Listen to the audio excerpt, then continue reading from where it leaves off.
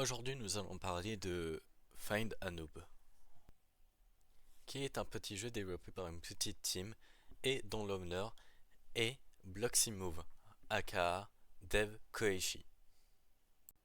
Le principe de jeu est très simple. Il y a des PNJ de noob qui sont sur la map et nous devons les récolter en les touchant. Le jeu brille vraiment grâce à sa simplicité et du fait que les noobs sont cachés par les éléments de la map ou sont littéralement intégrés dans les éléments de la map. Ce qui va forcer le joueur à jouer sur sa curiosité et à regarder un peu près de partout dans les différentes zones proposées par le jeu. Telle que la zone de neige qui est assez cool honnêtement. Après je pense que c'est parce que j'adore les zones de neige de base, mais bon. La zone de neige propose aussi des noobs qui sont assez faciles à capturer, mais aussi des noobs qui sont un peu plus difficiles et qui requièrent du parcours, etc. Ce qui donne au jeu une variété de difficultés qui peut faire plaisir à tout le monde.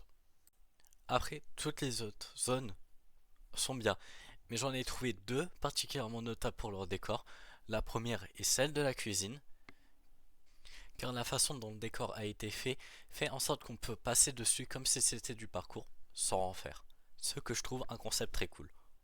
Et la deuxième est celle de la salle de jeu, qui honnêtement a des références qui sont plutôt cool.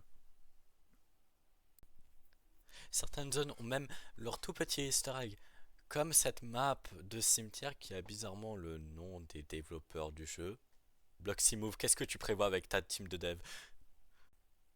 Parce que là, je sais même plus si c'est censé être une blague ou une prédiction de meurtre.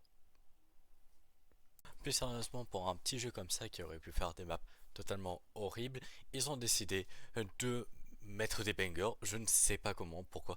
Et ils ont vraiment bossé sur l'ambiance, telle que cette map qui est censée être une réplique de SEFTH, et une map qui est censée être une petite ville avec de la pluie.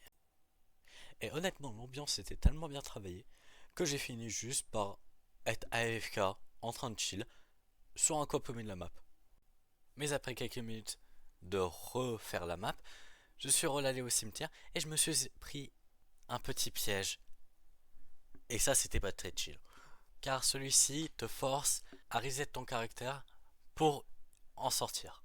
Maintenant, parlons des designs des noobs, qui peuvent varier et certains sont cool, tels que le noob cuisiné et le noob géométrique, qui est simple, mais pour moi qui fait le taf. Il y a aussi d'autres nombreux noobs qui ont des designs incroyables. Mais bon, je pense pas que je vais devoir tous les couvrir parce qu'il y en a plus d'une centaine. Certains même sont des références à la pop culture, tel le noob qui fait référence à Club Penguin. Et tous les noobs sont reliés au thème de leur zone. Ça veut dire qu'il y aura toujours un rapport entre la zone, entre les décors de la zone, et les noobs qui sont retrouvés dans cette zone-là. Ce qui accorde tout, ce qui crée quand même une très bonne cohérence. Ce qui fait en sorte que quand vous voyez un noob dans une zone, vous dites ah ouais, il correspond vraiment bien avec le décor. Après, je trouve ça normal, cette concordance. Et il le faut bien. Il y a 180 noobs dans le jeu. Et c'est un nombre assez difficile à gérer sur le long terme. De créer, de créer, de créer.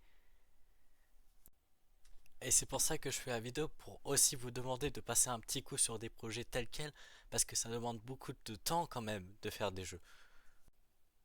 Ainsi, je vous remercie vraiment d'avoir regardé cette vidéo. Enfin, si vous l'avez regardé jusqu'au bout. Parce que je suis bien au courant que ça doit être quand même chiant d'entendre un taré qui est en train de faire un essai entier sur un petit jeu Roblox développé par des petits développeurs que personne ne connaissait auparavant. Mais je pense que c'est quand même important de souligner les petits créateurs dans notre communauté, car ça peut être aussi la façon dont comment Roblox peut s'améliorer, à la place de surligner les gros créateurs ou les gens qui gagnent vraiment leur vie grâce à Roblox, plutôt se concentrer sur les personnes qui font ça en tant que projet et surtout pour leur passion.